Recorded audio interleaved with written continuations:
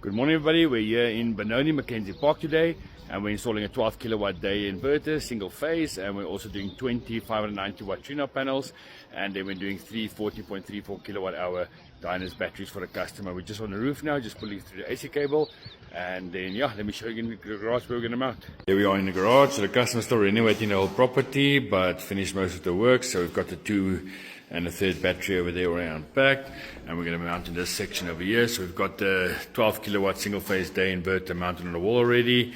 AC cable will come down that side, DC will come down this side, and then obviously it's 3 strings on the DC side of things, and then obviously on the AC combiner boxes as usual. Then we're also going to install a bus bar with a 250 amp battery disconnect, and then we're going to put the 3 batteries at the bottom here. I'll show you a little bit later when I got some more progress. This is sort of the best angle I can get of the roof because the boundary wall is quite close to the house. But yeah, the customer's got a beautiful north-facing roof. This whole roof section here is north-facing, so we're mounting all the panels there. So we've got those bottom row panels mounted already, and we're just mounting that second row. There's a little bit of a step down to this section, to this front section of the roof, and we're going to install those 4 panels on that section of the roof over there. Yeah, altogether 20 panels. So it will be 8, 8, and 4 on each string. Just a quick little update. So from what I showed you last time, we've mounted the 3 batteries now, and I've just put the cables on them, and we're just drilling the holes now for the 100 by 100 trunking to go on a wall. Of course, you have to snake those cables in the trunking, so 100 by 40 is sometimes a little bit difficult. And then obviously we have the AC cable coming down with the speaker cable as well. This is obviously for the CT clamp that goes on into the main DB. And then we'll start wiring soon. And there we go, guys. So we've got 14 panels in that block on the left hand side, 7 and 7, and then we've got 6 panels on the front side of the roof as well. So altogether 20 panels mounted, all done and dusted. This is also when we brought the earth spike down, so it's all neatly in conduit going through there, and then we just dug up in this area and we hit the earth spike in this area. So yeah, earth spike's all done. Basically all hands on deck in here, so this will be the last after before I show the finished product. Godfrey is just wrapping up the AC combiner box over there. We've got all the battery cables all ready to the bus bar, and from the bus bar it goes to the battery disconnect and into the inverter. Ford is just busy doing the earthing of the batteries and the communication cables, and then Fana on the left hand side is busy, so all 3 strings has already come down with the earth, and we're just busy doing the wiring on the DC side. So yeah, next thing we'll show you is the finished product.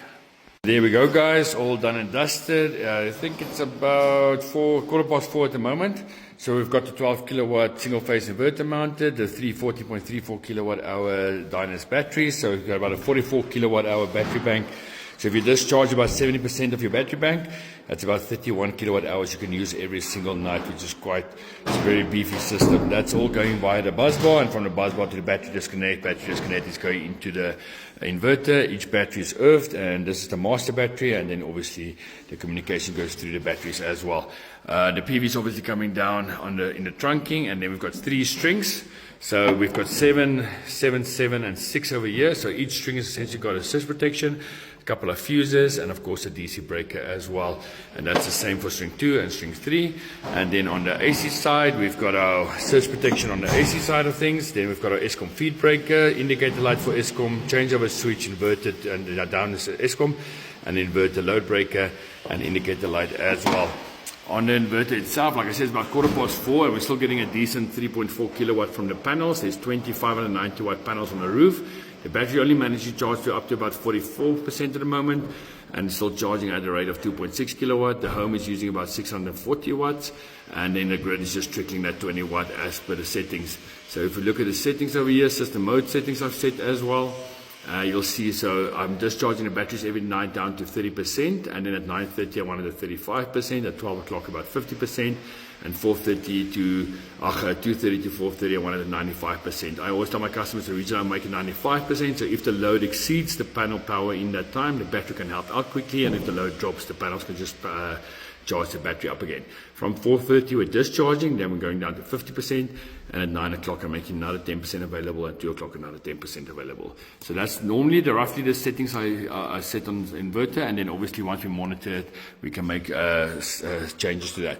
The customer is renovating still in the property, and they don't have fiber yet or Wi-Fi, so I haven't connected this, and we've also installed 2 geyser timers, which we haven't connected.